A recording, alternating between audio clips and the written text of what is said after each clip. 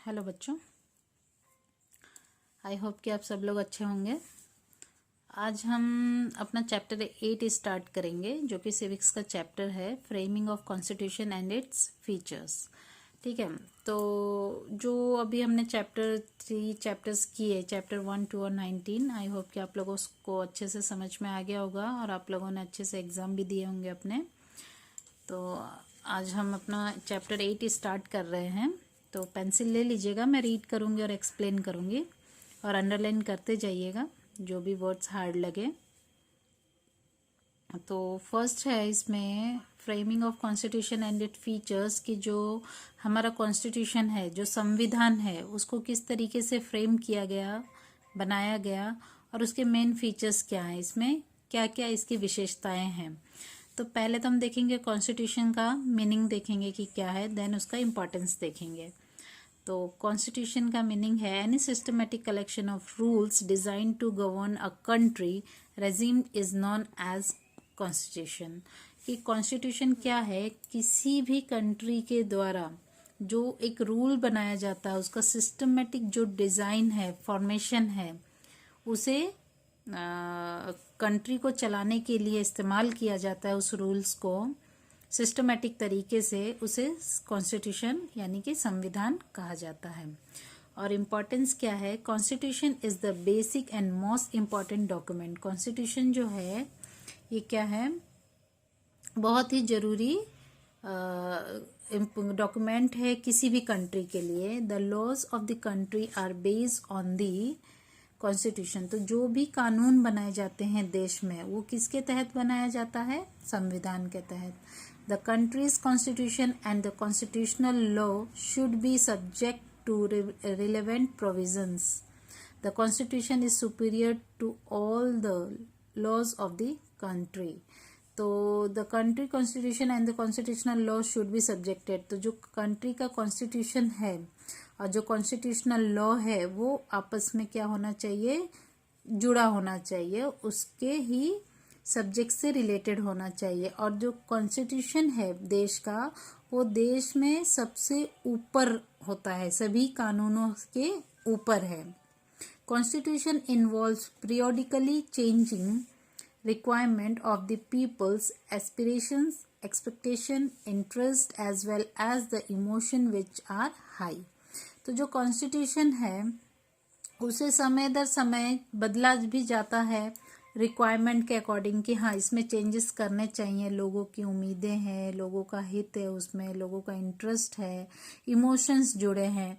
तो उन सबको सब्जेक्ट्स को देखते हुए अगर जरूरत लगती है तो कॉन्स्टिट्यूशन को चेंज किया, उसमें सुधार लाया जा सकता है, चेंज किया जा सकता है। That's the reason constitution is known as live and basic document.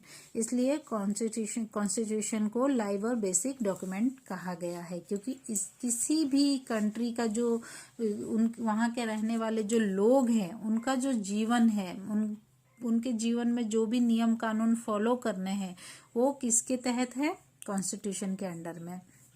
अब process of framing the constitution, कि कॉन्स्टिट्यूशन बनाने के लिए मतलब किस तरीके से कॉन्स्टिट्यूशन को फ्रेम किया गया, तो अब वो हम देख रहे हैं। Before independence the British government on 25 March 1946 handed the duty to the cabinet mission of 3 member to find a solution to the question of India's independence. तो भारत की आज़ादी से पहले ब्रिटिश गवर्नमेंट ने 25 मार्च 1946 को कैबिनेट मिशन को ये hand over किया कि जो भारत को जो आज़ादी, इंडिपेंडेंस है, ये जो सवाल है, इसके ऊपर क्वेश्चन का सॉल्यूशन ढूंढा जाए, कि मतलब इसके लिए हमें क्या करना है। On the basis of recommendation of the cabinet mission, the constituent assembly was constituted and the structure of the constitution was decided। तो इनके रिकमेंडेशन से, कैबिनेट के रिकमेंडेशन से, मिशन के रिकमेंडेशन से कॉन्स्टिट्यूएंट असेंबली को फॉर्म किया गया और एक कॉन्स्टिट्यूशन किस तरीके का होगा, उसका स्ट्रक्चर ये डिसाइड किया गया इनके through. Constituent Assembly comprised 385 members, in which various members from different religion, caste, gender, and people from various geographical diversification, political representatives, and experts from various sectors were included. तो constituent assembly में जो members थे वो कितने थे? 385। और जो ये मेंबर्स थे ये अलग अलग जाति के थे, धर्म के थे, अलग अलग पॉलिटिकल पार्टीज के थे, मतलब उन जाति के थे, उनका जेंडर भी अलग था, कोई मेल कोई फीमेल। तो इस तरीके से मतलब इन मेंबर्स को मिलाकर इन सब ने साथ मिलकर संविधान को फ्रेम किया, कॉन्स्टिट्यूशन को फ्रेम किया, जिसमें Jawaharlal Nehru, Sardar Vallabh Bhai Patel, Maulana Abdul Kalam Azad, Shyam Prasad Mukherjee, HP Modi, HV Kamnath, Frank Anthony, Kanhaiyalal Munshi, Krishna Swami Iyer, Baldev Singh, and women representative Sarojini Naidu, Vijayalakshmi Pandit, etc. were the member of the Constituent Assembly. तो ये जो सभी लोग थे कॉन्स्टिट्यूएंट असेंबली के मेंबर्स थे, जिसमें doctor Rajendra Prasad was the president of constituent assembly.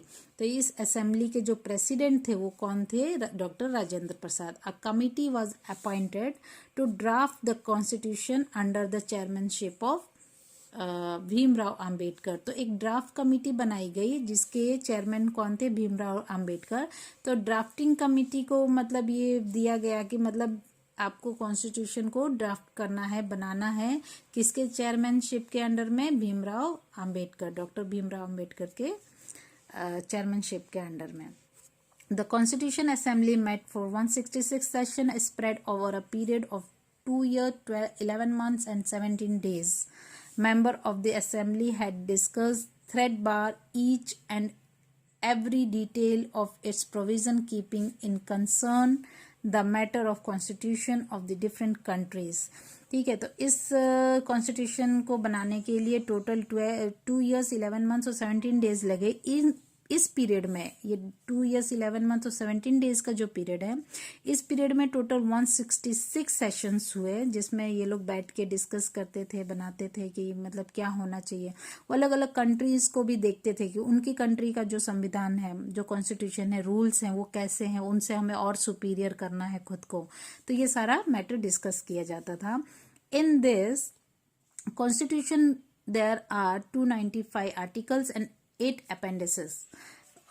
After amendments with 395 articles and 9 appendices, the constitution was framed. पहले 295 और 8 appendices थे, पर सुधार करने के बाद इसमें चेंज लाया गया और 395 आर्टिकल्स किए गए। इसको अंडरलाइन कर लीजिएगा, 395 आर्टिकल्स लाए गए, बनाए गए और 9 appendices किए गए।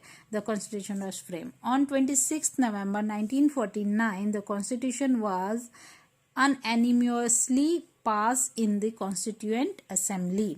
तो कॉन्स्टिट्यूएंट असेंबली में ये पास किया गया 26 November 1949 को, नवंबर में। हाँ, और on 26 January 1915 constitution of the India came into existence and India was declared a republic nation. और 26 January 1950 को ये लागू किए गया, संविधान के सारे नियमों को लागू किया गया, पास कर दिया गया। तो जिस वजह से ये अस्तित्व में आया अपना संविधान और इंडिया को रिपब्लिक नेशन डिक्लेयर किया गया। Thereafter every year on 26th January, India came in, we celebrated Republic Day with national fervor. तो इस तरीके से 26 जनवरी को हर साल रिपब्लिक डे के रूप में मनाया जाता है पूरे देश में। In the Indian constitution we have 4 lion as a national emblem and national slogan सत्यमेव जयते। तो नेशनल एम्बलम जो है उसमें 4 लाइन्स हैं और स्लोगन जो है वो क्या है? सत्यमेव जयते, मतलब ट्रूथ विल ऑलवेज विन। तो जहाँ सच्चाई होगी वहाँ जीत होगी।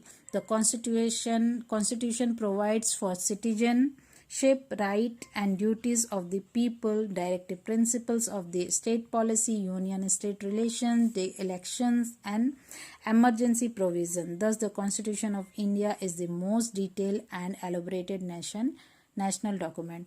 तो कॉन्स्टिट्यूशन में ये सिटीजन्स के जो राइट्स है, सिटीजनशिप जो है, ये सारा कुछ डिटेल किया गया है। उनकी ड्यूटीज़ क्या होंगी लोगों की, डायरेक्टिव प्रिंसिपल्स क्या होंगे, स्टेट्स की क्या पॉलिसी होगी, यूनियन की क्या पॉलिसीज होगी, इलेक्शन की क्या पॉलिसी होगी, ये सारा कुछ एक्सप्लेन किया गया है। इसलिए जो कॉन्स्टिट्यूशन है इंडिया का, इसको डिटेल और मोस्ट एलोबरेटेड नेशनल डॉक्यूमेंट कहा गया है। तो आज इस चैप्टर में हम यहीं तक देखेंगे और नेक्स्ट वीडियो में आगे का चैप्टर हम कंटिन्यू करेंगे। तो आई होप कि आप लोग अच्छे से समझ रहे होंगे। जहाँ भी कुछ लगे अंडरलाइन कर लीजिएगा और जो भी अंडरलाइन करवाया है वो भी ध्यान से करते रहिएगा। Thank you.